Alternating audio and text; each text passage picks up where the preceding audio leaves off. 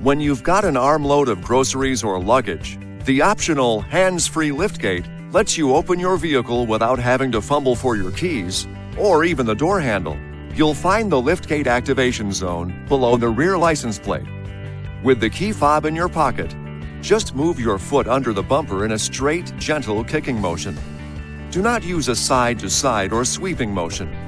The hazard lights will flash and the liftgate will power open after about 1 second. To close the gate, repeat the same kicking motion. The hazard lights will flash again and the gate will close after about 3 seconds.